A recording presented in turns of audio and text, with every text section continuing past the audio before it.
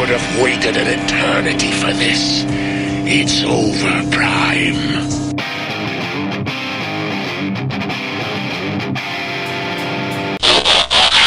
Hello and welcome to another episode of the Agile Uprising podcast. I am your host, Troy, and with me I have Jay. Say hello, Jay. Hello. Chris. Wow, we go by first names this time only. Yeah, no more last names. Chris. What's Merman, up? if you really want your last name out there. And Andrew. How are you doing, Andrew? I'm fired up. I'm ready for this All right. combo tonight. Fired up. So what are we talking about? We're talking about what does a successful transformation, agile transformation look like? What does it even mean to have a successful agile transformation? This topic came because I've been reading a ton of bullshit on Twitter about how, agile transformations are a facade, or that agile is only for small teams. There's many things that go along, or fake agile, or somebody selling something, or about how all frameworks are scams or schemes and all these types of all this nonsense. So basically I said, hey, why don't we just talk about what does it mean to actually have a successful agile transformation? Is it team level? Is it the whole company? Is it some scaling thing? Is it a combination of that? Is it none of that? That's what the conversation is about. So maybe I can go first. Well, you know what? I will not. I will just pose this question to you, gentlemen. What does it mean to have a successful agile transformation in your mind? What does that look like? Does such a thing exist? Troy, maybe before that, maybe we could give a little more coloring around what we mean by transformation, right? Because like I keep getting, I always hear this sentence and I always kind of go, does that really mean what we all think it means? But like, what's the difference between big T and little T transformation, right? So does anybody have an idea about, like, if someone says, are we doing big T or is this little T transformation? Like, what is that? Is this the same thing as little a and big A agile? Is this scaled? Maybe.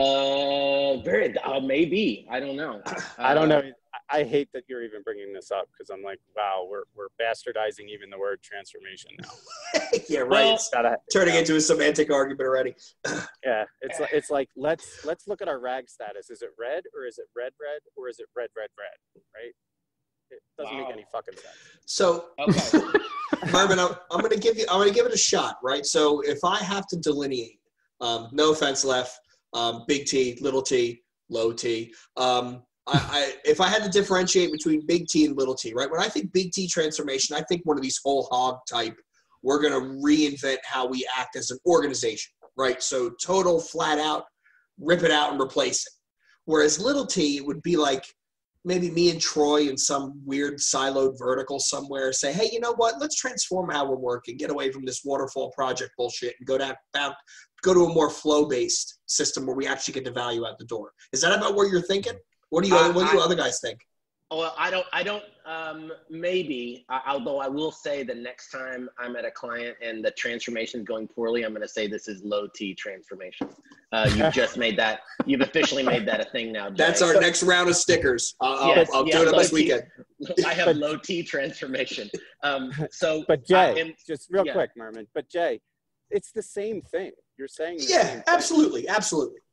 So I think big T transformation is it's what the strategy guys sell, like the big packages of it's not just agile teams. It's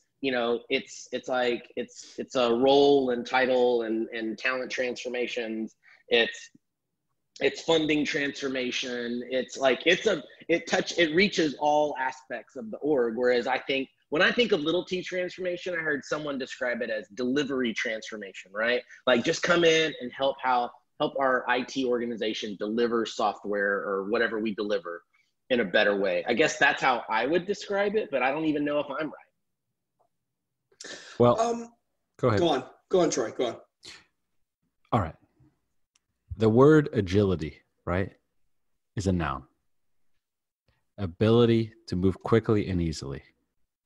Why would a company want to do that? Simply put, it's to make more money and compete with other companies in the market, right? Pretty much.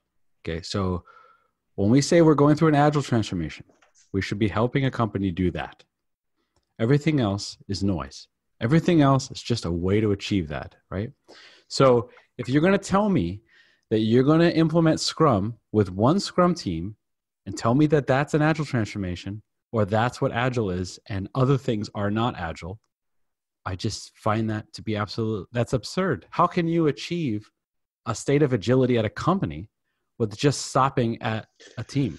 I just don't see it, because you actually have to change the way you fundamentally potentially fund things, the way you prioritize work. For example, estimating is a big thing, right? So everyone wants to focus on estimating. When you look at, you should really be estimating, this actually comes, a great kind of quote, ambassadizing from Troy McGinnis, you should be estimating the amount of time that you have in wait states. So basically, like, it's usually never the amount of time that the software is being developed. It's usually the other states in the system. So in order to do an Agile transformation, to be more Agile, the system has to change. So it has systems, and systems thinking and lean thinking are critical to this to like what I would consider a successful Agile transformation. But so I think you're prefacing that, and I just heard you say it again. I think it's important that you preface it with Agile transformation, right? Transformation can be a lot of different things in an organization. It just doesn't have to be focused around, quicker, or being more agile. To me, the agility piece of it is, how do we accommodate with these guiding principles? How do we achieve being something different? Yeah. Without having to stay the same. Troy's definition, though, of agility, though, right? Like, I think that whether we call it an agile transformation or not, one thing I want to say, I agree with what you're saying, Lef. I do think, though, that Troy's definition, like using that as an outcome, and we say, okay, well, what are the metrics that we would associate, that whole moving quickly to get stuff to the market, whatever it is. I agree with Troy. I'm not disagreeing with him. I just wanted to put that kind of comment out there. I'm so with Uncle Bob, who I am a huge fan of, I think he's obviously one of the most fundamental people in our industry when it comes to software development and the Agile Manifesto, put out a tweet that said that big companies can't be Agile. And I just don't think that's true. I mean, I don't disagree with that statement. I don't think companies can ever be Agile. Okay. Because I think they don't invest in the right capabilities as far as how do we create Agile people within the organization to support, the agility mindset and the principles, as opposed to how do we make our company move faster. So I feel like it's almost like a weapon to beat people with, as opposed to inspire and, purpose, mastery, and autonomy, right? Like getting them excited and invigorated and not crushing them every single day around noise, like you said, right? Metrics, stupid shit. Well, so go ahead, Chris.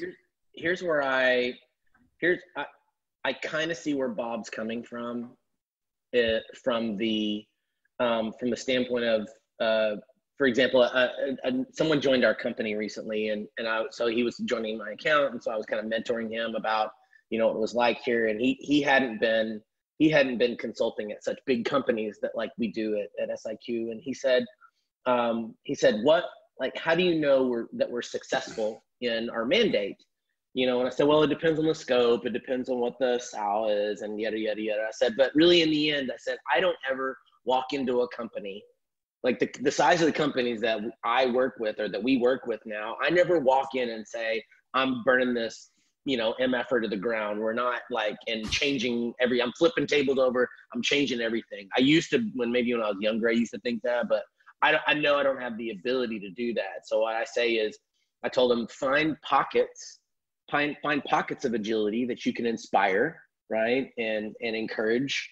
And so maybe, I guess, to a degree, I like what Bob, what he said is, the whole company maybe can't be Agile, but maybe I can find this little piece in here and I can improve that piece. But why couldn't a company demonstrate fast time to market with high quality, with a learning culture and a learning mindset, and respect for people? Like, I don't understand how that is not achievable. I think it comes down to, Troy, Yeah. Bob has a definition of the word Agile in his head. And that's why he's saying that big companies cannot be agile because he thinks his perception, right? Companies can never meet the expectation he's got in his head, his mind, his idea of what agile really means, right? And I keep going back to something that Lev said, and Lev, you probably made it as like a toss-off comment, but it really keeps rattling around in my head. The goal of a business is not to be good at agile, right? It's not to be agile. It's not to do agile. The goal is to be very good at absorbing change, right? Be good at change. You're not trying to be good at agile. You're trying to be good at absorbing shocks to your system as things go. And when viewed in that context, yeah, a business truly could be agile because they are able to absorb, like a SWOT analysis type, like, oh, well, this guy's coming up in our rear view. We got to change things. I think it is possible. But a true idea, to take us full circle, I think it comes down to Bob has an idea of what agility is in his head, and he just doesn't think companies can ever meet that at scale. But it's fine. But I really like what you said, Troy. I when you put it like that, I completely agree with you in the sense of why doesn't that make sense? Why wouldn't you want to do that? It just seems like, and maybe this is a coaching bias, right? Like, why wouldn't you want your organization to operate that way? Focus on, a better environment to inspire people to deliver higher quality and quicker or whatever, right? So it just seems odd to me that is not the norm. Well, I think, so we want to talk about bias that I have. I hope that this isn't too inflammatory, but I think that there's a generation in our community that what air quotes agile, whether it's big A or little a, like what agile was when they first started was just this nice, cute little thing that we did and somehow caught fire and organizations wanted more of it. And now now we have the agile industrial complex where we have companies that they make money off of agile. Like their whole goal is to make, they have said, we'll take the left side of the manifesto, but we're going to make money off the right side because that's where money is. So that's why I think that you see certain people in the community really railing against the scaling frameworks and big industry, big companies doing it just because they saw it as this thing, and it's no longer that thing. Agile is no longer that little thing where you start out with one team and it's become, that word has taken on such a meaning that it was nowhere near what they intended to 20 years ago. It's a loaded term at this point. It's got so much baggage that when anybody, think about it, if you put a piece of paper in front of the four of us and said, write out what agile means, what does define agile? Guarantee you all four of us will come up with a different answer. And that's not a statement of our training or our experience or our knowledge. I think it's all the stuff we're reading and learning about perception and human bias. And that's how we all look at things. The 17 signatories of the manifesto never envisioned in companies. I guarantee you, every single one of us at work today or this week heard someone say, we're doing agile. Well, we've been doing agile over in this area for X amount of time. Like, what is that? Like, if you'd have told them when they were writing on that chalkboard, like, what do you mean do agile? Like, that's not what we meant it to do, but that's what it is. That's what the term means now. It's something you do, Okay. Right. And that's a failure of our industry, right? It's part of the failure of our industry by not allowing organizations to truly understand the value proposition in doing this differently, or doing transformation differently than just lying it over top of their existing framework or methodology. Mm-hmm. And one thing that I always,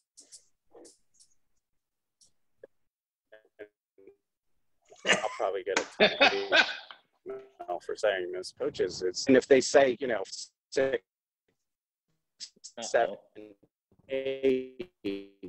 Yeah. Hey, Lev. You're in the matrix, Lev. You left. Like, is that any better? Is that any better? Now we can hear you. Yeah, go on. Where did I get cut off?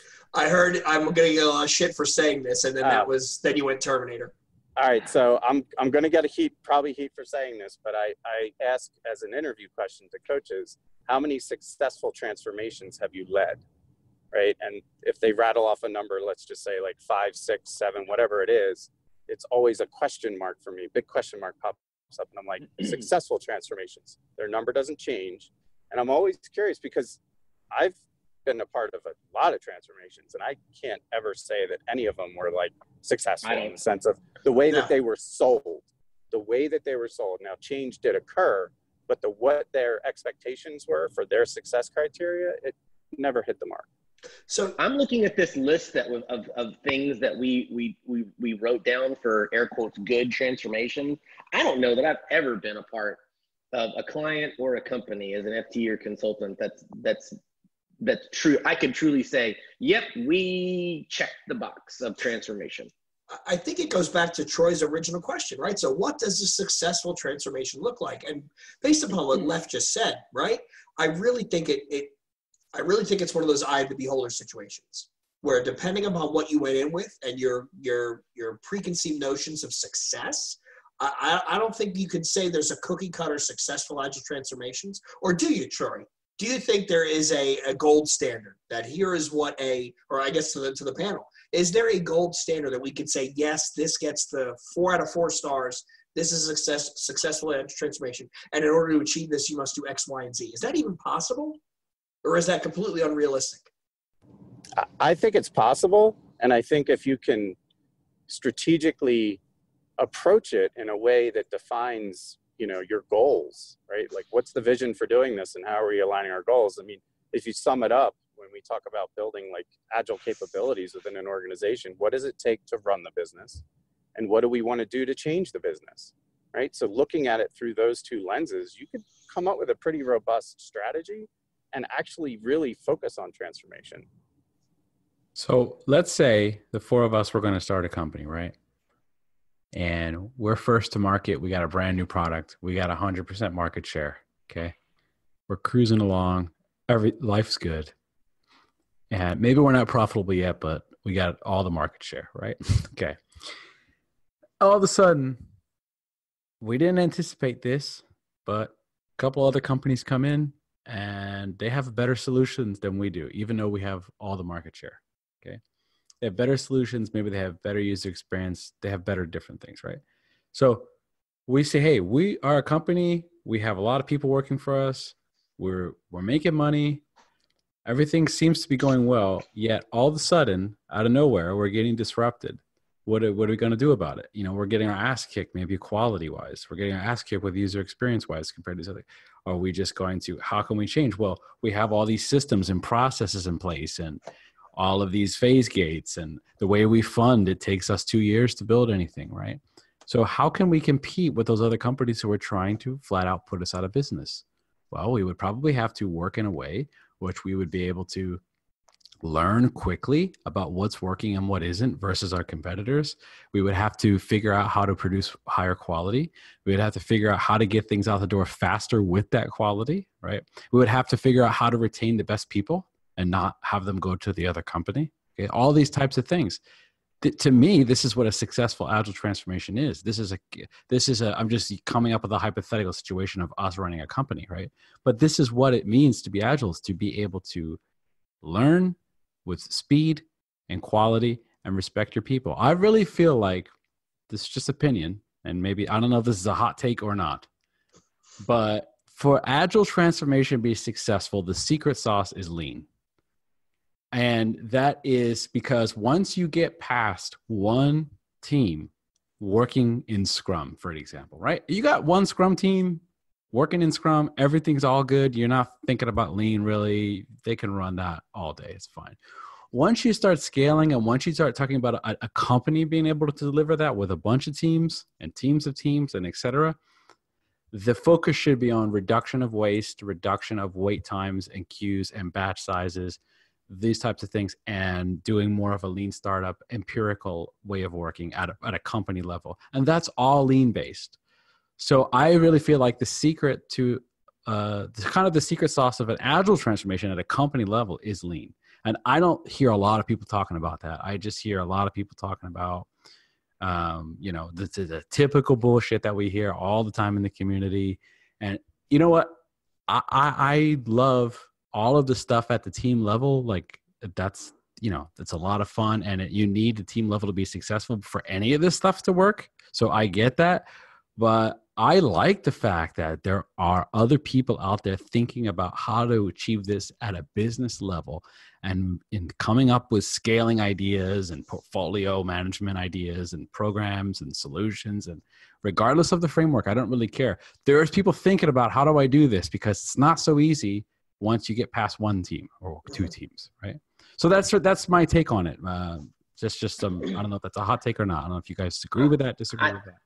I don't think it's hot. I think that it's reasonable and it's logical. And I kind of wrote this kind of earlier, this bullet in our notes, that the only challenge that I have with that, Troy, is that my mind completely says, yes, that's what I want to do. If the four of us had our company and we were in charge of changing, like pivoting to meet this like disruptor or whatever, like we would look at all of those things. We would put metrics for those things, and then we would come up with a lean plan, and we'd constantly inspect and adapt and do all that. Here's my problem, is that I work for the largest consulting company in the world, but when I get parachuted into a company and say, go fix them, I don't get to talk to those people that get to make those decisions that you were just talking about, the kind of transformation that you were just talking about. I don't ever get to talk. Now, maybe in certain areas of our portfolio we do, but I don't get to talk to those people. You know who I get to talk to? I get to talk to delivery directors and delivery, like IT VPs and such. Those are the people that sign our SOWs and our contracts. And you know what they say? Go help my teams deliver faster, right? And so oftentimes transformation starts with agile teams and the team effort, because that's what we get access to, and that's where we can have the most change. And now here's the caveat. If we show with a little bit of delivery transformation, a little bit of agility of delivery, right, then maybe we'll get introduced onto the business side of the house, maybe the early engagement part of things. Like, let's talk about how we do funding, we fund our work. It's summer, and the Catskills are calling.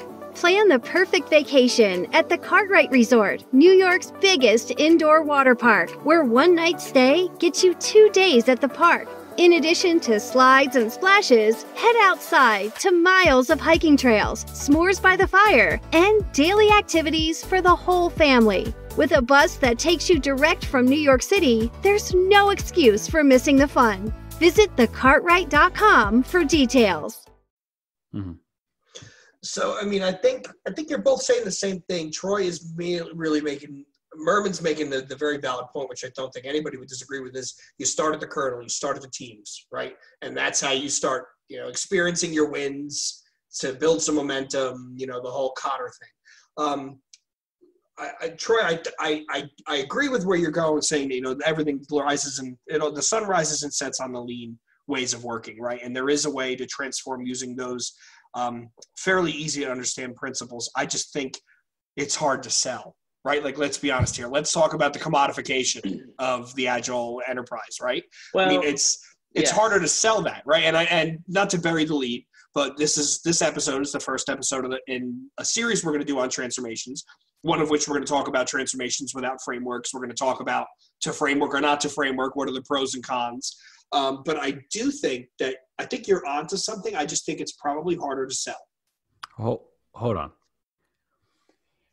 I hear both of you. Without team level Agile being done well, we got nothing, right? We got nothing as far as if the teams aren't successful, then we're just scaling garbage, right? So I get that. Totally get that. Don't disagree with you at all, Chris. In fact, it makes a lot of sense, everything you just said. I'm just talking about the Agile transformation for a company as a whole, right? And that once you get past the team level, okay, it does seem like I would rather scale lean principles and ways of working than scale basic team level Agile stuff. That's my I see what you're doing. Yep. No, I see what you mean. The way you said it originally, I heard it as what would we like aspirationally? What would we like them to do from a transformation perspective? And what are they going to agree to do like day one? kind of a thing. And what they'll agree to day one is go put Scrum in my teams or go teach them safe and deliver some shit. And then we'll go. In defense of safe, because everyone wants to shit on it. Safe is built on lean principles. Okay. If you actually like understand what they're trying to accomplish in there, it is built on lean principles, lean and agile principles. That's why they call everything lean, agile, and all this safe material. Okay. And if you look at what they've done at a portfolio layer and program, it's all Kanban systems, and you're all supposed to limit your WIP, and it's supposed to be flow metrics, and you're supposed to be doing all this stuff. It's all built in. That's why I'm like, when Jay, when you said you can't sell it, I'm like, we can sell it. It's just that people maybe aren't, I don't know, because it's all like safe is just one framework, right? But it's the most popular. So let's talk about it for 1 second. Yeah. It takes time. But it takes time. Yeah. But one thing, Troy, you're saying just one thing that's just kind of triggering me is I don't think it starts at the team. I think that, to me, when you talk about the house of lean, right? Safe's built off the house of lean. The foundation is leadership. And if leadership is not leading transformation as their single driving focus to stay relevant in the market, because in 5 years when they're no longer in existence, it doesn't really matter. If that's not the focus, to me, I don't care how effective the teams are. You can always find a way to deliver and execute and code. It can't just be an IT project. Go fix my people. It's got to be bigger. Yeah. Go fix my people. That's what we get paid to do. That's my point, gentlemen. It has to be bigger. Therefore, it has to be scaled. That's why the idea that Agile is only a team level thing just doesn't make any sense to me, because I'm like, in order for a business to be Agile, you have to do this at the leadership level, the middle tier levels. You have to be thinking with lean thinking, and you have to have the right mindset. It is a ton of work, and no wonder why it fails so much. If you think about we can agree that most people, when they tweet the word Agile, they just mean Scrum. And when people say the word Agile, they just, so if people want to talk about team level Agile, that's fine. Scrum works great. I love that. I've got 3 Scrum certs. It's a valid framework. It's great, but I'm with you. Yeah, me too. I love it. It's gotta, like, I'm with Andrew. Like, we get introduced to leaders and they say, I'm going to sign this piece of paper, so you go fix my people, go help them deliver. I'll be over here because I've got meetings, right? Well, that's not going to be a successful transformation. So maybe if we're going to talk about what is a good transformation, hey, maybe leadership that shows up and participates in the transformation, right? Right. Totally agree. I mean, without leadership, I think it was Deming said something like 94% of change comes from management, or I think that was a quote, something like that. So, or leadership or something like that. So yes, without leadership buy-in and, helping to move forward, it's likely going to fail. How could it succeed? It would succeed, right, Troy? It would succeed in the sense that if you and I are doing waterfall, right, and we go to a Scrum system, right? So we start doing Scrum, and all these studies have shown this. I think Dan Messick throws this number around. If you just go from a typical waterfall delivery to utilizing Scrum, you're going to see 10 to 15% productivity improvement. Sure. That's it. That's almost guaranteed. But that's where it stops. And really, do you really want to go through all that pain for 15%? That doesn't seem worth the effort. I refer to the glass ceiling of transformation all the time. What Scrum is going to do is it's just going to show you where all the problems are and why your company is not able to have agility. It's just gonna show that, make it visual, and then you have to go fix it. So, and that's where the whole transformation part is. So Scrum is almost like a Trojan horse into a larger transformation, maybe. But to go back to what how you frame this, like kicking us off on this, was, if you think about it, it's the one constant in all of this is people. And the one constant in people is adversity to change. So why do we continue to try and ram it down people's throats as opposed to understanding where people are in an organization is and create the pace and cadence around how much can we absorb and withstand? How much pain? What's our threshold to do this as an organization and as a group of individuals? It's I just don't see, and I get that that's hard to quantify from a bit like money statement of work standpoint. How do you sell that? But to me, it's paramount. If this doesn't change, Agile will just become Waterfall 2.0 if it's not there already. And it's just, why bother going through all of this, similar to what you said, Jay, and having to deal with this pain for very little return, right? It just amplifies, like you said, Troy, it amplifies everything. And for some reason, I don't know why that's not like assumed that would happen. Why would people think that we wouldn't amplify all the dysfunction and workarounds that we've created our methodologies around? Because we understand that, when I say we, I mean just people that are coming in with an outsider perspective or a lean mindset or an agile mindset or something, that the only way that you're going to get the real benefit is to actually solve the systemic issues. So that is going to actually help enable delivery and predictability and all the stuff that people want, right? Not just putting people on a team, a Scrum team, and saying, okay, you guys are a Scrum team now. Meanwhile, you're just a bunch of individuals who meet every 15 minutes a day, right? I mean, that's what a lot of, just like how people bastardize Scrum like that, they also bastardize SAFe, and they bastardize every other framework, and they say, oh, this Scrum doesn't work, or SAFe doesn't work, or this doesn't work. No, it's just, you're bastardizing it. So people who've never been to a training class or whatever once, right? So it's basically like, hey, I mean, that's why I know I'm ranting a little bit today, and so I apologize if that's good or not good. Keep going. It's just like, hey, are you telling me that if we had leadership at a company who had the right mindset, who was bought into this way of thinking, not that they had to be super agile people or anything like that, they just had the right mindset about change, like Andrew's talking about, and maybe some kind of lean thinking. You're telling me that a framework like SAFe couldn't work there if you had leadership buy-in, if they were the right leaders, right? Of course it could work. I mean, so it's not, what my point is not the frameworks, it's the problem. Okay. So everyone wants to just blame the frameworks, blame the tools, blame Jira, blame this, instead of, no one wants to actually look at what the root cause of the problem is, and it's us. It's the people doing the work. It's the people, are we effective or not? And I'm just talking about coaches. I'm talking about the people at the company, still everybody involved, right? So okay. It's a human problem, not a framework or tool problem.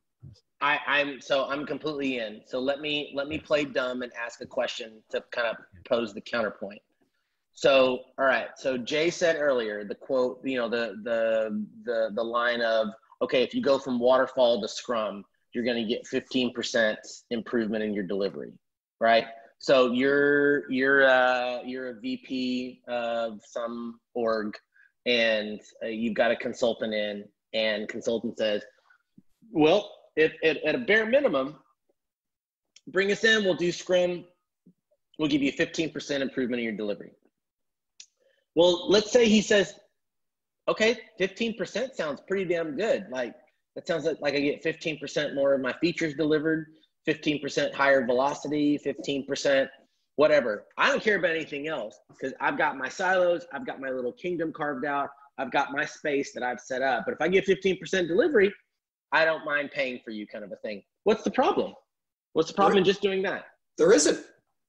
There is no problem if that's the expectation. Yeah. But usually, let's be honest, in the Agile transformation, that is not the expectation. The expectation is the company is going to be Agile in a lot of cases. I was in a leadership call not long, a few months ago, where they looked at us and they said, we need to figure out a way to get 3x out of our delivery. Not 15%, 3x. At 3 times. What did you tell them? Hire Walter White, put meth in the water? Like, that's one option. I mean, 3x. So double the meth dosage. Okay, I'm still not seeing where the problem is in my scenario. What were you going to say, Lev? Yeah, but this metrics conversation drives me insane, because having those same conversations that you're talking about, Chris, is what's your baseline? How did you measure it before? And you just get that look like, well, we didn't. So how the heck do you know you're increasing anything? It's stupid. It's such a waste of energy it's somebody that got hired to fulfill a role of whatever CTO, CIO, whatever it might be. and they sold the organization on spending X amount of dollars to do transformation. I'm just like, listen, just baffles me. we were at our say-do percentage of the number of user stories that we could get out. Our say-do percentage is at 60%. If I can get it to like 80 or 85% of the number of user stories that get out, I will call this transformation good. What's the ratio between the say-do percentage of story points and the amount of marshmallow leprechauns in a Lucky Charms box? That's well, I know they're magically delicious. That's all I know about user stories. And I will say not one of those things has to do with business outcomes whatsoever. So who gives a shit? Amen. I know. Amen. I mean, so back to your whole Troy's thing about the success and leadership and all that. I just pulled up my notes from when I talked to Jorgen Hesselberg, right, friend of the podcast. He wrote Unlocking Agility. He talks about the 5 critical dimensions of agility are culture, technology, people, leadership, and organizational design. That's his 5, right? That's the Pentagon for him as the 5 key things that will truly enable an agile enterprise. And to go a step further, an agile enterprise has an agile strategy. And he defines an agile strategy as the balance between flow, value, and quality across the entire delivery system, right? So all that stuff makes sense. So Troy, maybe to answer the question of what does a successful agile transformation look like, we could sit with those 5 pieces and bake out, like we were talking about the golden rule, right? The golden ticket. Could you theoretically sit down and bake out and say, as far as organizational design, and truly a successful transformation will result in an org that looks like this.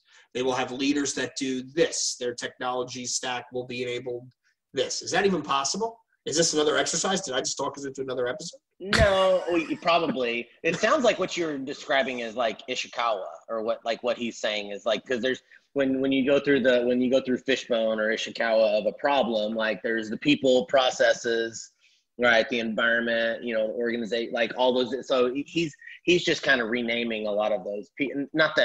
Not that I'm minimizing his work, but it sounds very similar, right? That like if you want to look at a problem, okay, is it a people problem? Is it a process problem? Is it a technical practices problem? Which for the record is the most off. Like I am so with like a dog with a bone in his mouth about technical practices. Like I'm so tired of coaching processes and then IT leaders just go, we ain't changing shit. I just heard Spaceballs in my head, right? Some guy. Keep firing, asshole. We ain't changing shit. Right, but if you think about some of the words that Troy is using, right? Like he's said quality quite a bit. So when we talk about technical practices, just in general, define quality, right? Organizations should define quality and quantitative and qualitative ways to measure what they're doing. Less bugs. Just give me less bugs. No. But here's an example of less bugs even being a shitty avenue for a transformation, right? Say you work for a company who has a third-party vendor who does all your QA work, right? And they are incentivized on finding defects, right? They're incentivized about finding bugs in the system. And then you introduce this transformation and you don't necessarily sell them on, okay, so, we're going through this transformation and here's what it means to you. And then you have developers who are losing their fucking minds because they're sitting and they're talking in real time and talking with, I'm writing code and I'm talking to Troy and Troy's my QA guy. And he's going, okay, I get it. Oh, I just tried this, Jay. It didn't work too well. So, okay, Troy, let me fix it. Okay, how does that work? Oh, Troy, Jay, that works great. Fantastic. And then Jay comes to find out this guy still created a goddamn bug in ALM because that's what they get paid on. Right? Yeah. Like, so maybe Troy, one of the solutions for a successful transformation is how to get there. Start with setting the right incentive for everybody. Like set the expectation for what your definition of success is, and then incentivize people to meet that definition of success. Well, most transformations are, when it comes to a company, large initiative, you're supposed to have some kind of transformation office who is supposed to be doing this stuff. That's episode number 9 in this series. Here we go. I gotta tie another beer on for that one. I could rant for 45 minutes on agile transformation offices. Well, my point is what you're saying is true, Jay, and I'm saying that that's supposed to be some people that are dedicated to this type of stuff, right? Basically. Right. Okay. Regardless of what we call it, but so my favorite. But a capon's a capon, right? Like you can have a ton of people in that position, but if they have no ability to, if they're castrated and have no ability to truly be empowered to be in that position, really doesn't. It's just another vertical. Did you just say the word capon? Yes, I did. What is that? Capon is a castrated rooster. Okay, What? I learned something today. I didn't know. I didn't know that. Lef has used this example before numerous times about, You grew up in the city. How the fuck do you know what that means? You know what? That word, that visual, that metaphor is extremely powerful. Yes. It spans many different areas. So it's a nugget for everyone. Thank you. Go ahead, Troy. I know the difference between a steer and a bull, and that's the same difference. So Thank you, fellas, because I needed that term. capon. How do you spell that? CAPON. Capon. Troy, now we got the capon framework, right? The capon framework for your low T transformations. Merman, we're on to something here. We're on to something. That's a t-shirt. That's our first Agile Uprising t-shirt. Oh my God. All right, fellas, I have a hard stop in 2 minutes. So. Okay, did we really define what a good transformation is? Well, no, I think we just scratched the surface. I think this is going to seed it. We need like many hours to talk about this because clearly, I don't know. I love this subject, and I think you have such a group of individuals that have so much exposure to some of this work or all of this work. It's just a wealth of knowledge. And I would love to have people right now. Yeah, I would love to have people chime in and freaking argue with us if we're wrong, or violently agree with us if we're right. All right, we're gonna have to take notes and come back for I guess we need to come back and finish the good argument, and then we'll keep going. Steve Denning, come on the show. Yeah, open invitation. So how about then we'll yell at you about safe. Please don't get fake Agile, dead Agile, dark Agile, whatever. All right, so I'll take us home. So like we talked about earlier in this episode, this is going to be the first episode in the series on Agile transformations. We have a whole laundry list of topics. If you want to get in on the conversation, you think there's some things you want to discuss. If you have a bee in your bonnet, if you're a capon that's got low T and you're angry and you want to come on the show, please reach out to us via coalition.agileuprising.com. Find us on Twitter at Agile Uprising, and drop a line and let's chat about it. There's a whole plethora of shows we've got coming for y'all on this topic. So I'm not going to go around the horn because we got a hard stop. Merman, Drew, Troy, thank you very much for all your time. On behalf of all of us, I want to thank all of our listeners for listening. Blah, blah, blah, blah, blah. Patreon, Coalition, Twitter, Discord. This is the Agile Uprising podcast signing out. If your stunning home has gone a little stale, it might be time to contact your local CertaPro painters. We bring the power of pro to every job. That's CertaPro's power to do the job right, the first time, every time, and the power to renovate your home without breaking down walls. Take your home from blah to booyah. Get on CertaPro's schedule today at CertaPro.com. The power of pro. Each CertaPro painter's business is independently owned and operated.